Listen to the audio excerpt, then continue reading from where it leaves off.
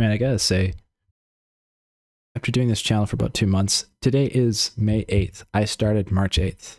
So I don't know, that's roughly 60 days. 60 days straight, I have posted at least one video per day, one long form video per day at least, sometimes three per day. Watching the number go up, monkey like number go up, it's pretty fun. Like, honestly, the advice of just showing up, sticking to it, keep posting works. You don't even have to have great content, to be honest. Like my content, it averages. Sometimes I make a video and it's all right. It's pretty decent. But then sometimes I'll make a video. I'm like, this is trash.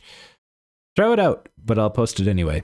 And, you know, I think there is, what I've learned is that there's an appeal for different types of videos for different types of people on this channel. So some folks are going to just get recommended certain types of videos on my channel, and other folks are going to get recommended other types of videos on this channel because I've started making a wider variety of content, from really long form videos to short form videos to videos that are like very edited to videos that are very like authentic and just it's raw and one cut. That variety, honestly, I feel like it adds so much more value to you as a YouTuber because you're not just pigeonholing yourself into like one style of video. And the number keeps going up. Like, it's crazy. Like, the last video, not the last video I did, second last video I did is will Apex Rush replace Trackmania? I have angered the village people. I posted that video doing a comparison between the two games. Now, I think Trackmania is a fantastic game. I think it's a very cool game, and I've loved watching tons of Trackmania YouTube videos over the years. I don't play the game that much, but I am aware of like the bugs, which like you can that are quite technical to perform to get like better speeds and better times on the tracks. I made a statement in the previous video that Trackmania is mechanically simple. This angered the people. I still stand by that statement. Trackmania is mechanically simple. There are 4 inputs: gas, brake, left, and right. That is mechanically simple. Period. However, the game is technically challenging. There is a massive technical challenge to being able to perform the bugs and the stunts in that game in order to get the best times. So by me saying mechanically simple, I was not implying that that means the entire game is simple to play. No, there is definitely some complexity there.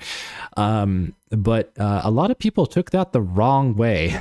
And I got a lot of feedback on that. When I'm pretty sure a lot of those people didn't actually watch the video the whole way through anyway. They heard, will Apex Rush replace Trackmania? Trackmania being their favorite game, and suddenly they were up in arms. Totally understandable. I activated the tribalism inside of them, which was pretty funny, not gonna lie. But yeah, it's I'm actually pretty happy with that video. I spent a lot of time on that video editing it, way more than I usually do for videos. I don't plan to do that often. I think that's just going to be something I do occasionally when I really feel like making a polished video, when I feel like a video deserves to be polished. I actually made that video because I came across a YouTuber. He was a Trackmania YouTuber, actually pretty like hot, like a lot of subscribers, like in the thousands range. And he made a video with that title, Will Apex Rush replace Trackmania? And I just thought that was such an interesting topic. I'm like, I really want to know the answer to that question. I clicked on his video and I was not satisfied with that title. The video did not satisfy the question it left me. And so I felt a little bit frustrated by that. And I thought, well, I might as well make my own video on the topic because then I can at least answer that question that was kind of itching my brain. Will Apex Rush replace Trackmania? I just thought it was interesting. Kind of an interesting idea to talk about. And yeah, it's controversial. Any Trackmania player who is a big fan of Trackmania is not going to be too happy about hearing about another game possibly replacing their favorite game. Completely understandable. So yes, I did anger the village people. However, yeah, I think Apex Rush actually brings a lot to the table. And, you know, if it were to be a game that got a larger development team and had a lot of time, effort, care, and attention put into it, I actually think it has great potential to genuinely compete with Trackmania. But that is a long ways off from where it currently is right now. The potential's there, but that doesn't mean it's going to be reality, right? Like it doesn't mean that that's actually what's going to happen. It's just there is a baseline. There is at least a foundation there that, if perfected, could really be could really bring a significant impact into that sphere. Kind of like how Valorant is to CS. In that way, it's that Trackmania is its own thing with the stunting to a degree that, Apex Rush is its own thing with the stunting to the degree that Trackmania is not. Trackmania has so many features because it's been developed for seriously since 2003. There's just so many features to Trackmania, including like the new types of blocks and styles that, like, it's just so far ahead of Apex Rush that for Apex Rush to catch up to that would take a massive amount of effort and work and a really large team. So would it happen? It's unlikely, but like I said, I still see the potential there. So it's something that actually could, if enough time, effort, and energy was put into that project, could take a significant chunk out of Trackmania's current user base, or bring in a completely different type of user base attracted to that game. I genuinely believe that. And to clarify, no, I am not sponsored by Apex Rush. I don't get any incentive for promoting Apex Rush on my channel. I just genuinely like this game. I really enjoy it. I've been playing it a lot. Honestly, at the end of the day, I go start making tracks because I want there to be more tracks for people to play. The community is small right now. It's actually very small. There's only like 500 pages of tracks on the Steam Workshop right now. It's so, like, it's such a small little indie title. There's so many things that developers are working on, including like leaderboards. Like when I say like this game is early, like when it's early access, it got released in early access. It is still early access. There is still a lot of things that need to be done just for like the base to continue completing the base foundation of this game. So will the developers continue to make it a fantastic game? That remains to be seen. Like while there is still a lot of great potential there, they still have to deliver on that, right? If they don't deliver, then the game will just become stagnant or stay as it is. It's still a good game as it is. It's still a great little indie game. Like for the price you pay, one-time fee, pretty much the same equivalent to a year's subscription for Trackmania, you get a lot out of that. And you get to keep the game. So that's pretty great. Plus updates will eventually come as well, hopefully. But yeah, I have already talked with, I've communicated with Hazardous in the Discord server. He's talked about like bugs I have brought up and features I brought up. I have had responses to those comments. And I've also seen him responding to other folks' comments saying what they're working on.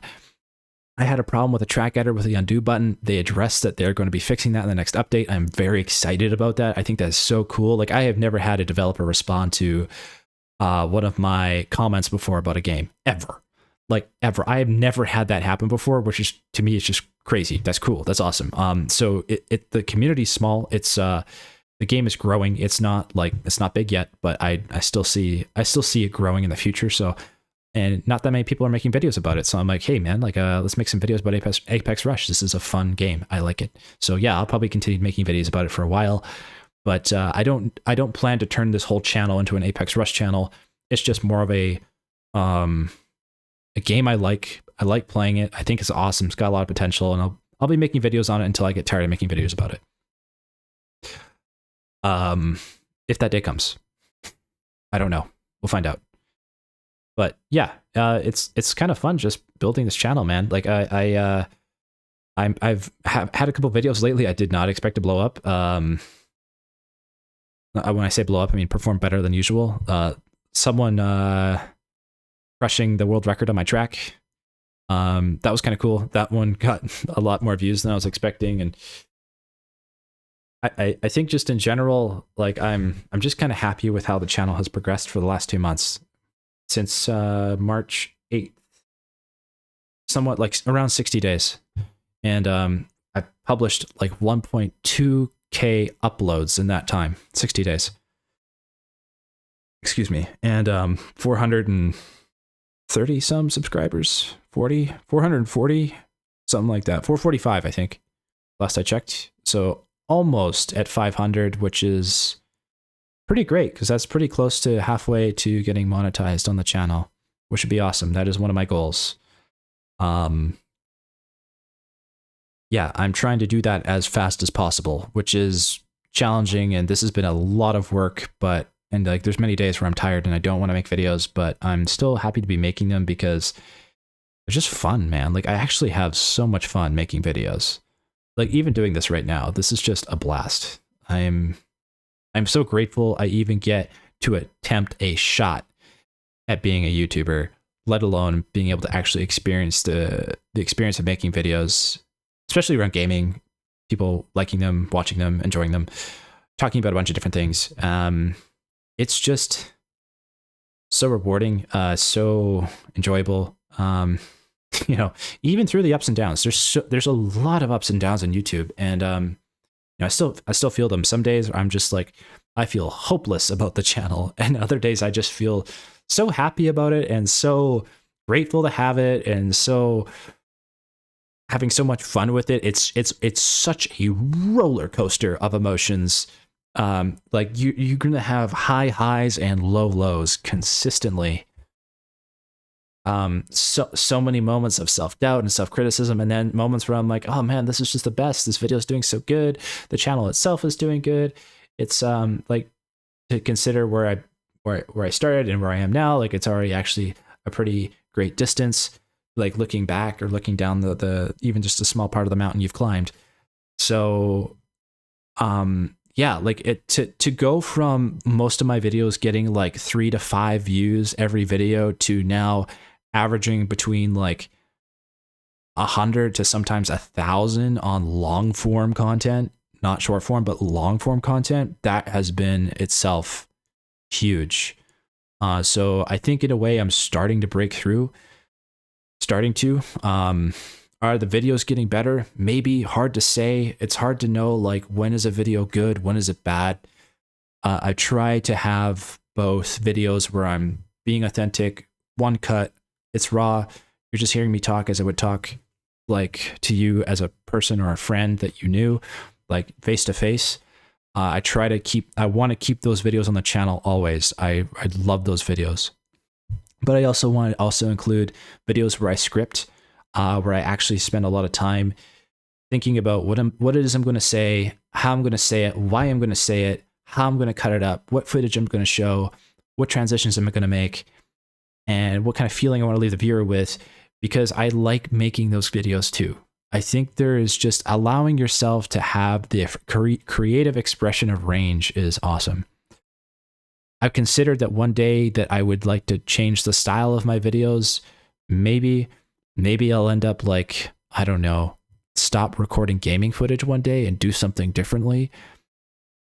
I just want to be able to like do what I want to do. And for now, I like the gaming footage as a visual backdrop or as a like actual applied reason for it to be there. Both have been great because I just enjoy gaming. And yeah, so for now, I think the channel will remain more or less a gaming channel until there comes a day where I decide that like, okay, I either want to expand into a different topic or area and change that, or maybe not. I don't know.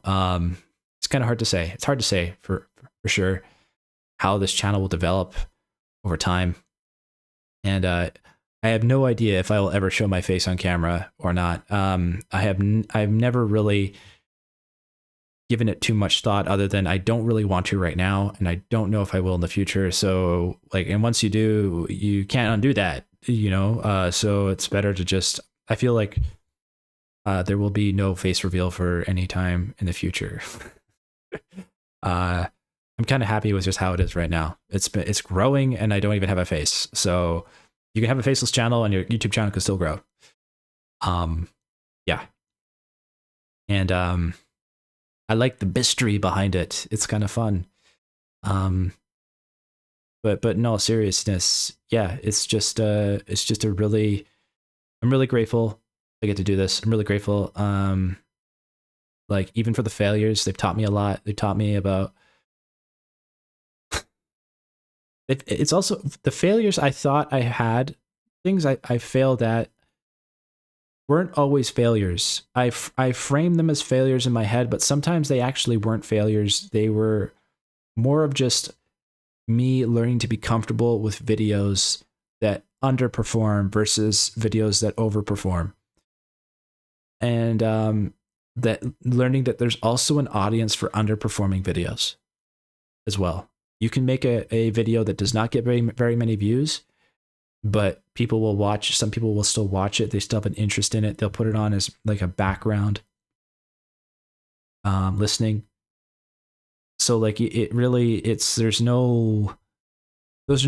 very little reason to not post a video if you made it, even if you think it sucks, because someone will likely watch it. They may not like that video in particular, but they may like other videos on your channel. And then someone may like that video and may want more of that type of content, even though you think it sucks. So what your judgment of what you think will work and will not work is actually so skewed. And like, you do not need hyper edited videos to build a successful YouTube channel. You do not need retention editing. You do not need to like edit out every single time you take an inhale on the microphone, or every single time you have some dead space, or every time you start to talk circular, or you start to go down a rabbit hole. You know, there are people who actually enjoy listening to those types of videos because it's real and it's not polished, and that's actually what they're looking for, and that's what they enjoy. And so there's total reason to post that video. I think the only time you really need to care about editing is if you say something you wouldn't want to say on camera. Other than that, like, that's about it. Like, or if you want to edit for a feeling you were trying to impart, or a condensed piece of information you are trying to impart to the viewer. I see editing now so much less as a hindrance to authenticity, and rather a way to more effectively communicate your message. But you have to know exactly when to use that tool. It's a blade, and it's not intended to be used for all purposes. Sometimes you do not want to edit, sometimes you do. And the more videos I do, the more I have a better understanding of when should I edit and when should I just let it go and let the video be and move on to the next video. Because and ultimately, the more output you make, the more videos you make, the more you work on building your channel, the more success you're going to have. Like, do so much volume that it's impossible for you not to succeed is actually true. It's working. Like, if you listen to the advice of Alex Hormozi, like, this channel is essentially that advice applied. And that is what I am doing. I'm just doing a ridiculous amount of volume as much as I can. I actually could do way more. And I get hung up on sometimes analysis, or I get tired, and I really should just be focusing more on output. Like, I can be lazy sometimes and just not be putting out enough content. And when I really could actually be putting out way more per day. But you also need to take care of your health. You need to take care of yourself. So it's still important to get outside, get exercise, go to the gym, eat healthy, get rest, get sleep, drink lots of water, do all the things that your body needs so you can sustain that output. Like, fundamentally, that should come first. But like, the output itself, like, really, if you just hone in and focus, and like, you really just like make yourself do it, you'll be surprised how hard you can work and what you're capable of and what you can do. It's amazing. Like, I can't believe I posted this many videos in that short of a time frame. Like, if I went back in time and told myself that I would have uploaded 1.2K videos in under 65 days, I would probably not have believed it. And now seeing it is like, okay, wow, okay, yeah, makes sense. All right, let's keep going. Let's see if we can do more. Can I do more? How much more can I do? Like, what is the limit here of what I can accomplish? So yeah, it's fun. Like the problems lately have been somewhat ideation, but then again, you know, sometimes it's not ideation, and the hiccup is editing, or the hiccup is trying to do a video that doesn't need to be made or doesn't need to have that much effort put into it, but I'm putting too much effort into it. So also trying to be decisive of when should I put more, how much, what is the limit of effort that should be put into a video? Because every video is different, caters to a different audience. You don't know how it's going to do. You don't know how it's going to perform. Sometimes you have an idea. And you can put too much effort into a bad video. Or a video, shouldn't say bad video. You can put too much effort into a video where that effort will not be rewarded. And then you can put too little effort into a video that should have had more effort put into it for it to succeed better than it did. So learning where that line is and trying to feel that out is, I think, genuinely developed by the repetitious action of making more videos. And you can kind of look back and think, okay, I should have made an edit there. I should have cut there, or I should have not cut there. I should have stopped at this point editing. I over polished here. That edit was not necessary. It didn't actually add that much more value. Like using editing as a tool to serve the purpose of the video, but not using it as a tool to retain attention. I think you're going to get a lot more value out of editing that way. You got to know what kind of you got to know what style the video is, who it's kind of catering to, and how much editing should be applied to that video, if any at all. And that is something I have actually, one of the biggest lessons I did not expect to learn doing this channel so far. So yeah, I'll probably do a video around video 200 of all the lessons I've learned in 200 videos. And I've learned a lot from 2 months of doing this so far. And yeah, you can look out for that one if you're interested in that. And yeah, if you made it this far, thanks for listening. Thanks for tuning into the channel and checking out the content. I know not every video is for you, and that's okay. I have begun to accept that, and I get it now more than ever before, and it's cool. And I'm even more excited for posting more videos in the future. So stay tuned for more things that you may like or may not like. I'll catch you in the next video. Zen out.